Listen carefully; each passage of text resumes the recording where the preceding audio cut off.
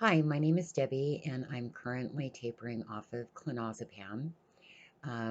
This is the first video that I've ever made, so please bear with me. I'm pretty sure I've lost like 50 IQ points since I started this process, and I can't seem to retain a thought much longer than a nanosecond. So I'm probably going to be referring to my notes over here quite a bit throughout this video.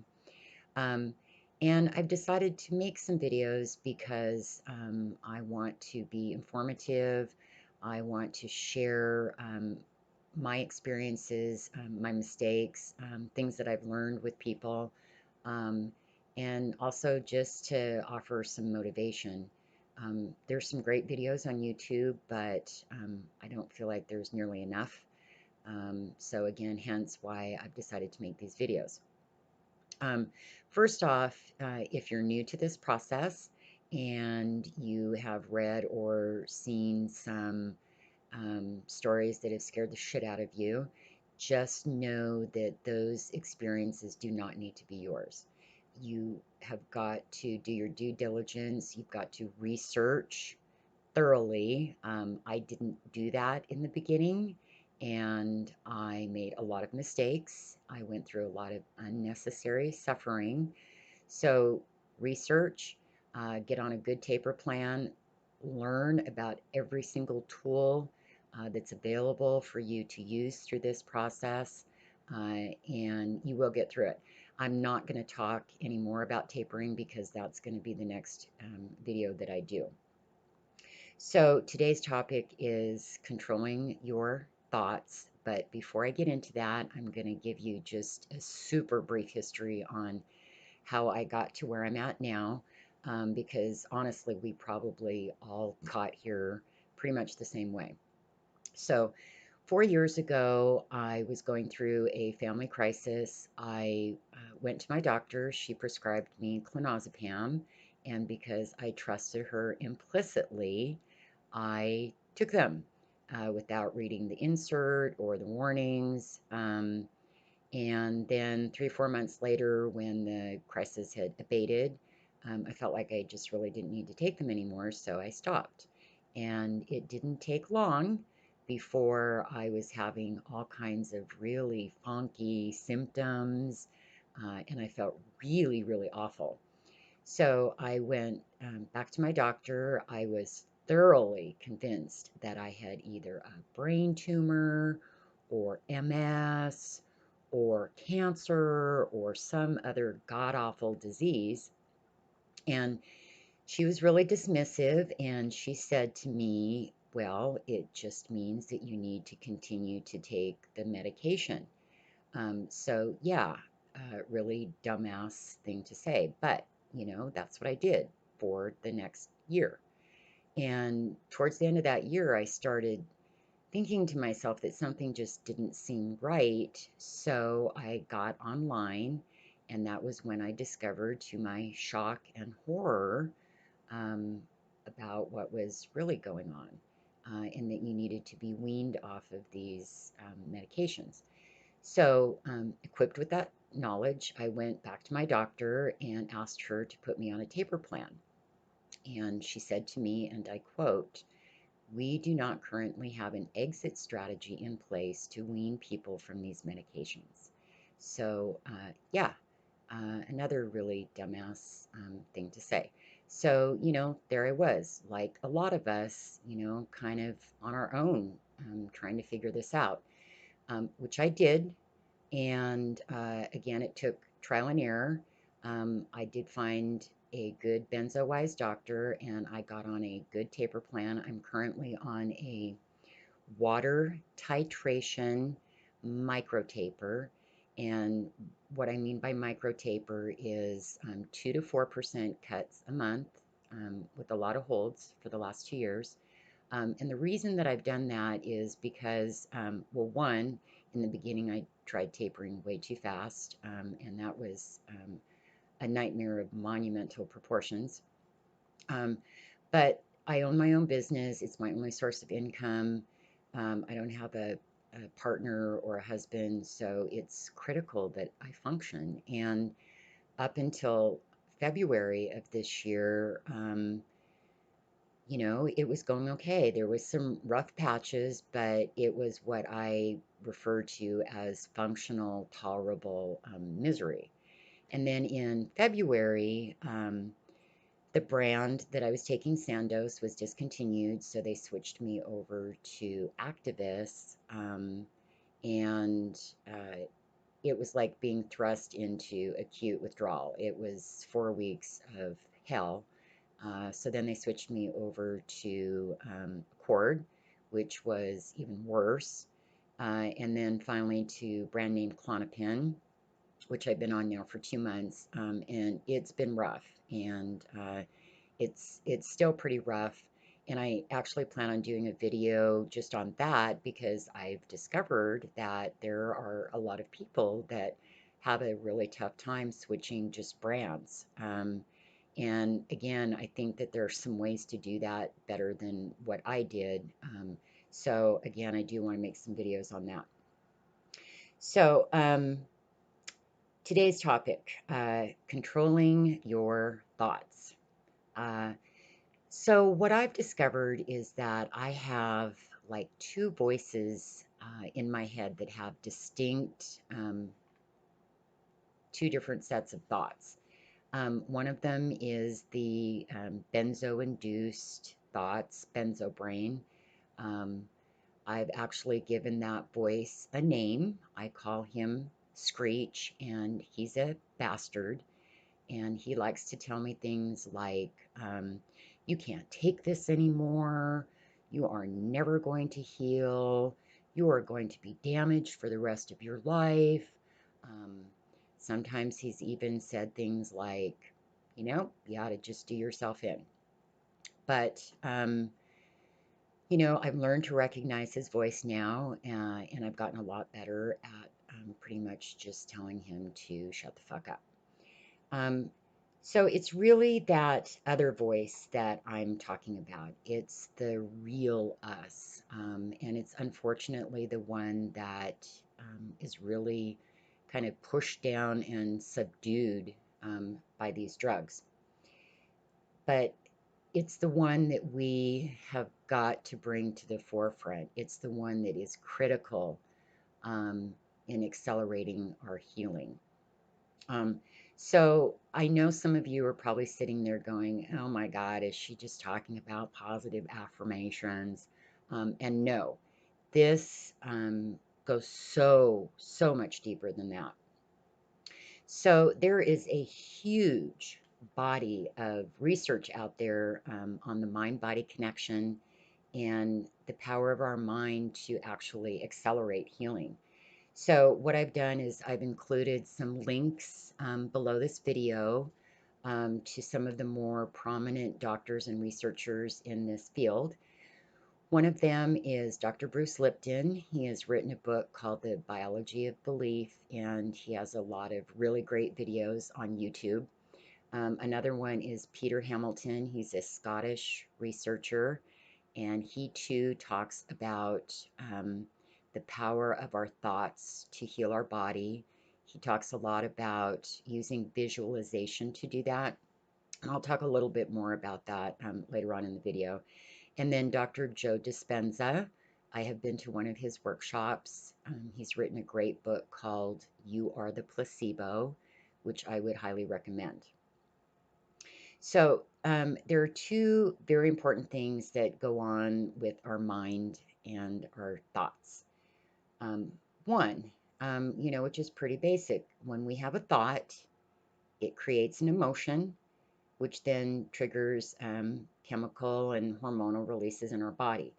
We're all familiar with the fight or flight and the adrenaline that comes from that. And look, when we're going through withdrawal, we get those adrenaline rushes. And what do? They create panic and paranoia.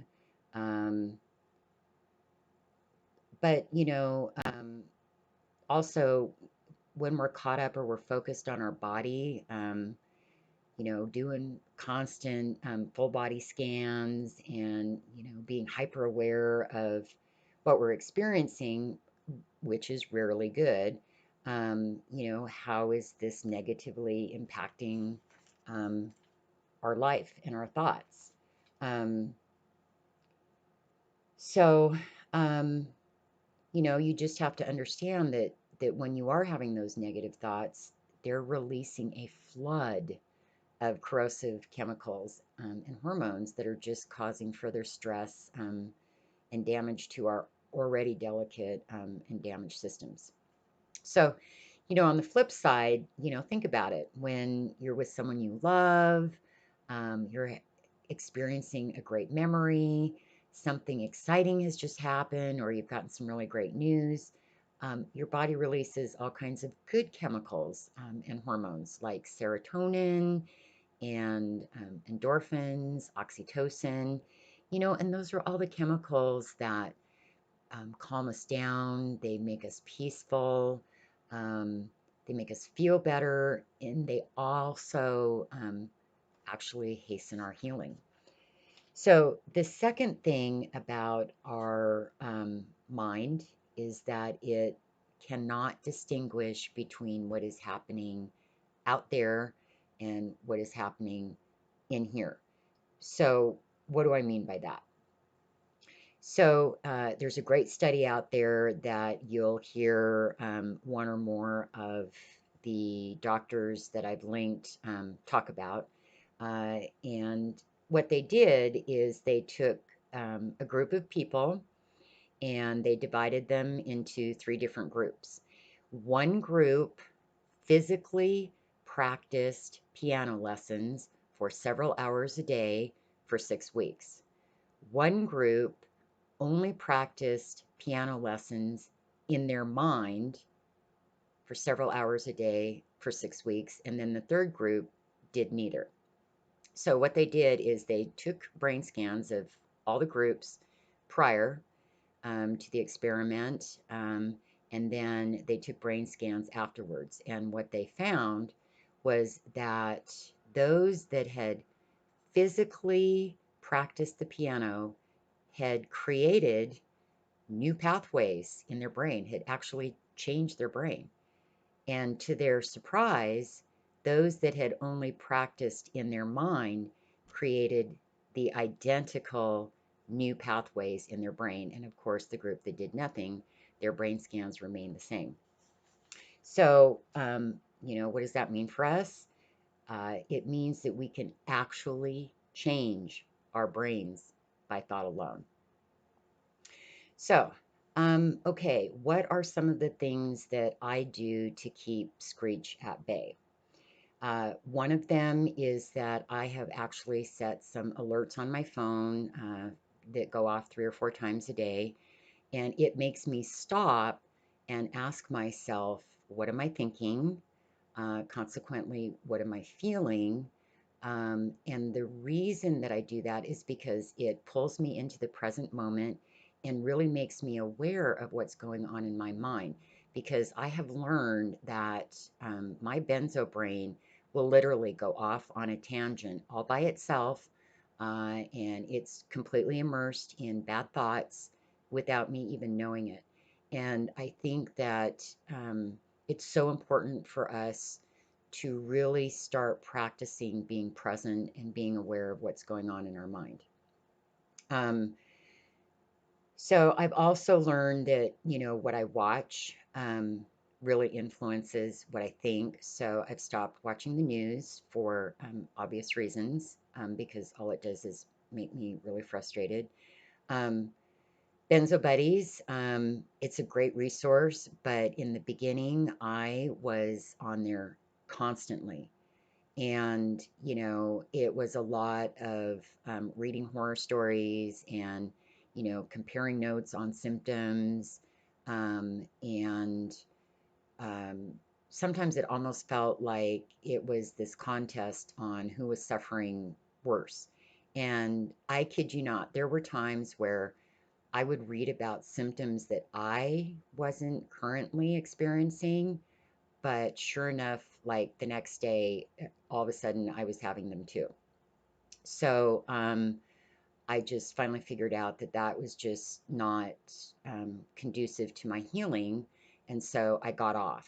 and now I only get on there when I have a specific question, or I'm kind of struggling and I want to read some success stories. And look, I understand why we do that. This can be an incredibly lonely experience. If you have not gone through this, it is impossible to understand what it's like. You can try all you want to explain it to your friends and family, and they'll sympathize, but they are not going to get it. And it's a long process. And quite frankly, friends and family get tired of hearing about it. So, it's normal to reach out and just be heard by people that get, what we're going through. But the key to this is building a support system, but it's got to be supportive, not negative. Likewise, YouTube. A lot of great videos, a truckload of absolute horrific nightmare experiences that people are going through. And look, I have been guilty of laying on my couch and watching one after another, after another, after another. And so, how do you think I feel the next day after I've done this, marathon of YouTube videos? Um, Not any better. Likewise, movies. I used to love thrillers and horror movies. And, pretty quickly I discovered while I was watching them, I was getting all these adrenaline rushes and then I wouldn't be able to sleep. So I don't watch them anymore. I watch a lot of stand up comedy, feel good movies, love stories. I also watch a lot of videos on mind body connection, and the power of healing through our thoughts. Um, I watch motivational videos for 30 minutes every morning and for 30 minutes every evening. Um, I meditate every morning and every evening. Um, Dr. Hamilton, one of the links that I've put down below, talks about visualization and something that, I call mind movies. And so I have literally created a mind movie where I am reconstructing the damaged neurons, and receptors in my brain, and I swear that it helps. I journal. I used to have two journals. One of them I started early on, and after several months, I went back and I read some passages, and what I discovered was that it was full of suffering and misery and negativity and frustration and hopelessness and a lot of anger. And, I thought, oh, well, I'm just venting, but, the reality of it was that it just really was not helping me. So I have a new journal now, and all I write about in that journal is, um, what am I going to do when I'm past this? How am I going to feel when I'm past this? What am I grateful for now? What am I going to be grateful for when I'm past this? Um, and as crazy as this sounds, what is the gift in this experience for me? Um, if you read success stories or watch success videos, you're going to hear a fairly common reoccurring theme, which is a lot of people are actually grateful that they went through this, um, because they lead a much different life now. And I totally get that. When I think about the life that I led prior to these drugs, I'm almost appalled at how much I took for granted. And, things as simple as just feeling normal.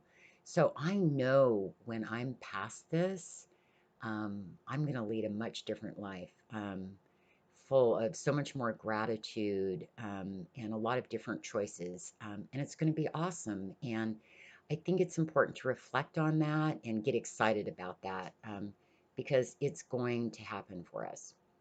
Um, I also have a bulletin board, and on that bulletin board, I have pictures of places I'm going to go when I'm past this. I have quotes on there that I really like. I have pictures of people that I love.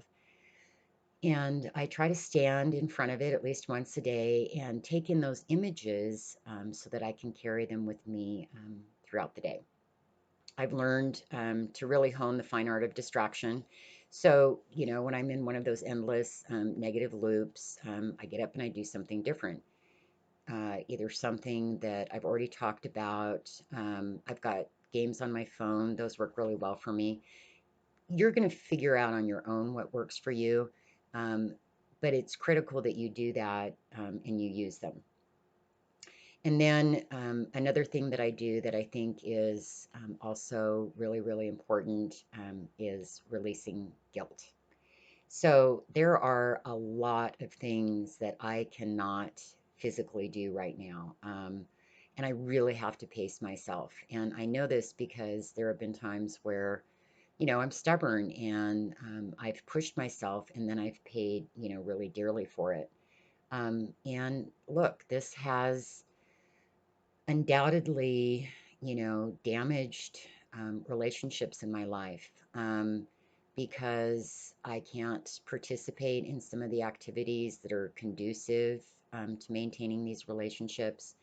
Um, but right now, I know that I have to be selfish. I have to take care of myself because without me, there are zero relationships. So, look, I know that this is hard, and I would be lying to you if I told you that I have never had bad days. And I mean bad, bad, bad, bad days. I've had times where I have literally lain on the floor in a fetal position, begging for death, bawling my eyes out. And then, 5 minutes later, I have some weird symptom, my heart's beating weird, or I'm having some really awful panic attack, and I think I'm going to die. And in that moment, I realize I don't want to die. Um, I just want to get better. Um, and I wanted to make some videos a year ago, um, but I didn't. And, why not? Because I got stuck in that, yeah, but I'm too tired. I'm too sick. I'm too whatever. But, the funny thing is, physically, because of, the switch over to these new drugs, I'm physically actually feeling worse than I did last summer. Um, so what's the difference? My mind, using my mind more, all the things that I'm talking about now, but probably more than anything um, is just discipline. And look, that's something that's always been pretty much at the bottom of my list of skill sets. So look, I know it's hard. It's discipline has never come naturally to me, but I just got to the point where I had to honestly ask myself, am I really, really doing everything I can to feel and get better? And for me, that answer was no.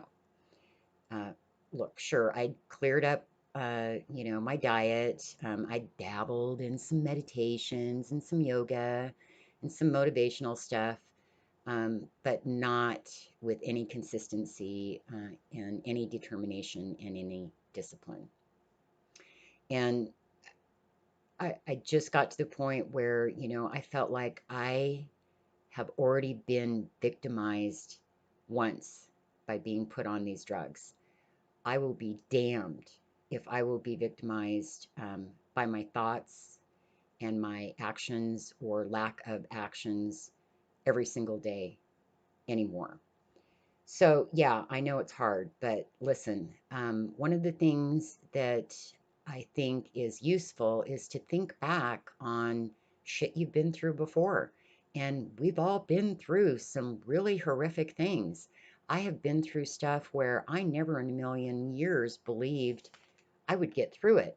And guess what? I did. Here I am. And I know I will get through this. Another example I like to use, which some of you might think is a little weak and goofy, but for me it works, is childbirth. So my first labor was wretched. It was 20 hours of intense contractions every 2 minutes.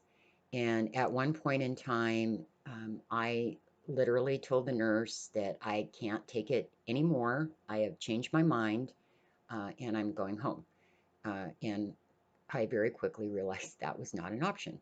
Um, and then you get through it and they lay this baby on your chest, and you are full of love that you never in a million years believed you could ever possess. And in a weird way, this is like a really, really, really, really, really, really long labor. But the beauty in it is that you're giving birth to yourself, a new self, a new beautiful self. And again, that's something to get excited about. Um, Another thing that I've come across in one of my motivational videos that I really like a lot is Navy SEALs trainers talking to their recruits and telling them, hey, when you think that you've gotten to the place where you cannot physically or mentally take any more, the reality is that you are only at 40% capacity. And there have been times where that's been really useful for me to remember that the body is amazing. It can take a lot more than we ever believed it could take. So, yes, you are an extraordinarily powerful being with an amazing body. And it knows how to heal itself, you know.